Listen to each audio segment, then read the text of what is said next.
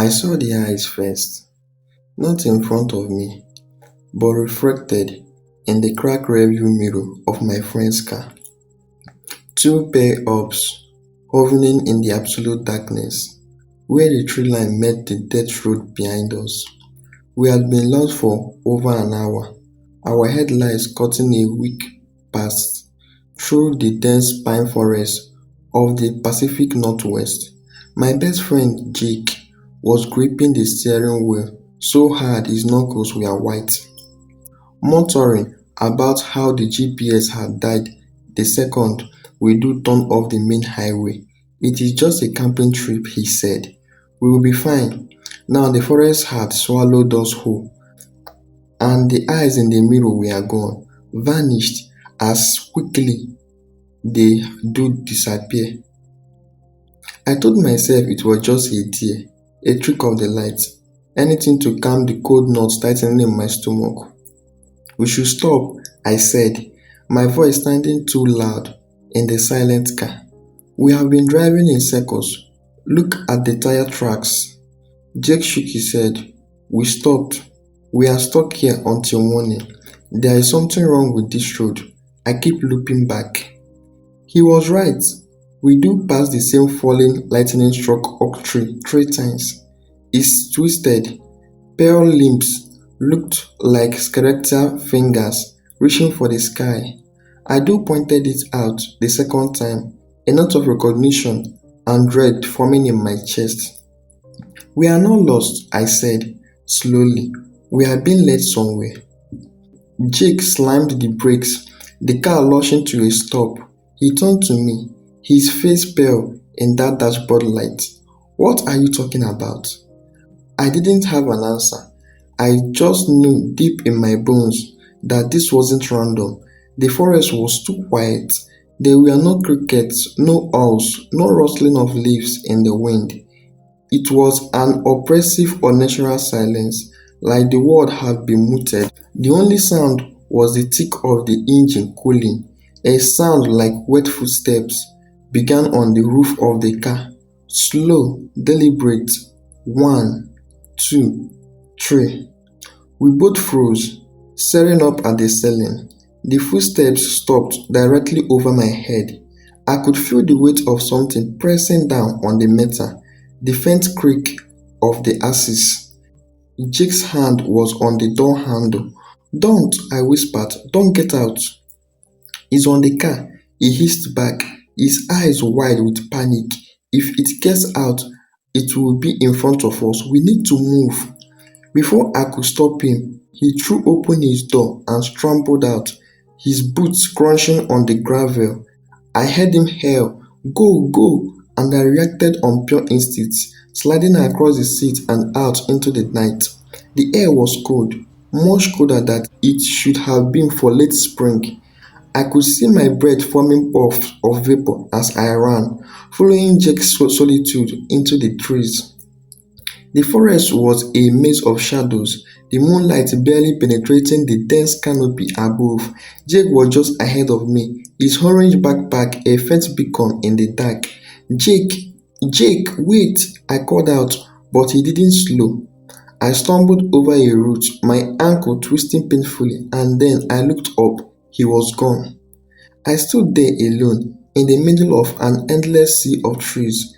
The silence returned, heavier than before, and then I heard it, a whisper, so faint I thought Adu imagined it.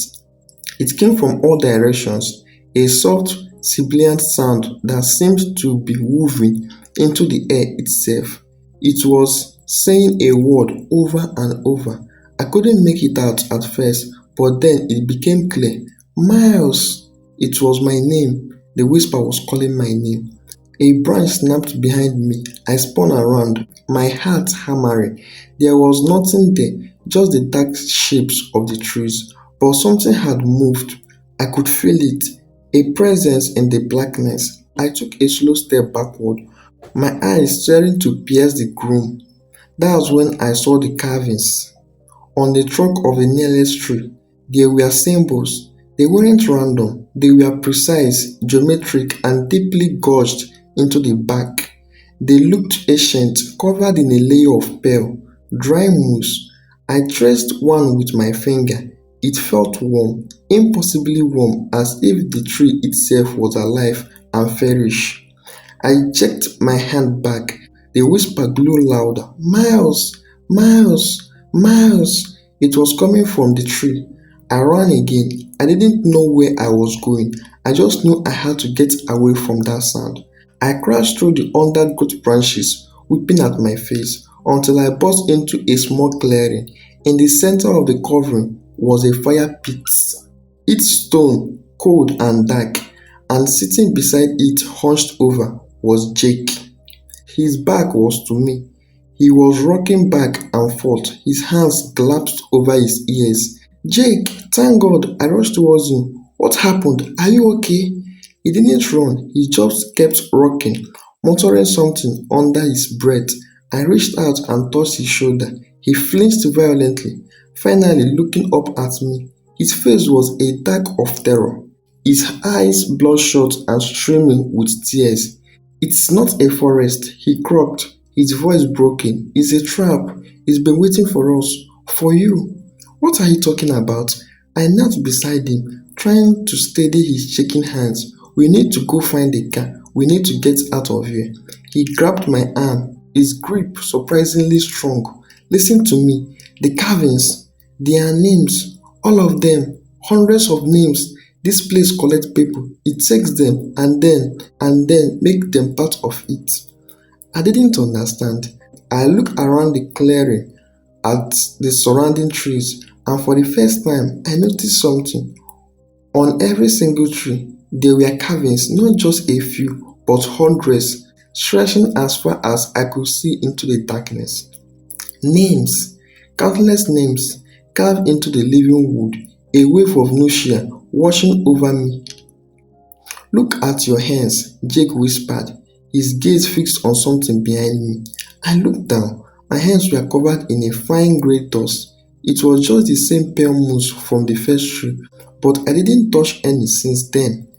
I tried to wipe it off, but it couldn't come away. It was as if it was growing from my skin. A cold, sharp pain lashed through my palm. I looked closer, and my blood ran cold. My name was forming on my skin, etched into my flesh as if by an invisible knife. It wasn't a name I recognized, it was a name from the trees, a name of someone who had been there before me. The whisper started again, but this time it was inside my head, a curious voice, whispering all the names on the trees, and then one voice rose above the rest. It was my own. Miles, it said, welcome to the grove. I looked at Jake, but he wasn't looking at me anymore. He was staring at the trees, his expression blank. The terror had gone from his face, replaced by a placid, empty calm. The trees are just the roots, he said, his voice a monotone. The forest is the body, and you are part of it. We all are. He stood up and started walking towards the dark tree line. Jake, Jake, stop! I shouted. He didn't even acknowledge me. He just walked into the shadows and disappeared. I was alone. The pain in my palm was sealing. I looked down and the name had changed. It was a name I knew. It was my father's name, a man who had been missing for 5 years. His case never solved. I had always suspected he'd abandoned us, but now I know the truth. He hadn't left. He'd be taken. He was there, somewhere, part of this horrible sentiment forest. I stumbled through the trees, my only goal to find the car, to get away, to find anything that wasn't part of this nightmare. Hours passed, or maybe minutes. Time had no meaning here. Finally, I saw a break in the trees. The moon was out, illuminating a familiar sight. The car, our car. It was right where we do left it, the headlights still on, illuminating a stretch of empty dirt road. I ran for it, throwing myself into the driver's seat. I didn't care about Jake. I couldn't save him. I just needed to get out. I slammed the door into drive and floored the accelerator. The engine roared and we shot forward. I drove for what felt like hours. the headlights cutting through the endless tunnel of trees, the road never changing, never branching. The GPS remained dead. The road was nothing but static. And then I saw it. A figure standing in the middle of the road. It was Jake. His clothes were torn, his face a pale mask, but his eyes were no longer human. They were the same pale, luminous orbs I do see in the rearview mirror. He raised his hand, and in his palm, carved into his skin, was a name. My name. I didn't stop. I swerved around him, the car bouncing as it hit the gravel shoulder. I was crying now, sobbing uncontrollably, my hands shaking so violently I could barely steer. In the rearview mirror, I saw him standing in the darkness, watching me to go. The forest ended abruptly. I shot out into a familiar highway, the first sign of civilization I do see in hours. I pulled over, my entire body trembling. I looked at my hands, my nail was gone, the moose was gone, my skin was clean. I laughed with relief, a hysterical gasping sound. I was out, I was free. My phone buzzed, a text from an unknown number. I opened it. It was a picture. It was a picture of me standing in the driver's seat by my hand pressed against the window, but in the reflection of the glass behind my shoulder, I could see the forest. It wasn't dark, a shadowy mass. It was a face, huge, ancient, inhuman face, composed of twisted branches and gilded roots, and its eyes were the pale orbs from the mirror. It was smiling. Under the photo, a caption read, "You brought your father back to us. Thank you." I looked in the rearview mirror. The road was empty. The highway stretched behind me into the darkness, but on my skin, just below my wrist, a new symbol had appeared, a mark I hadn't seen before. I stretched at it, trying to rub it off, but it was stared into my flesh. It was a date, tomorrow's date, and a single word, return. The forest hadn't let me go. It had just given me one more night to say goodbye to the person I used to be. If you enjoy watching my story, like and subscribe.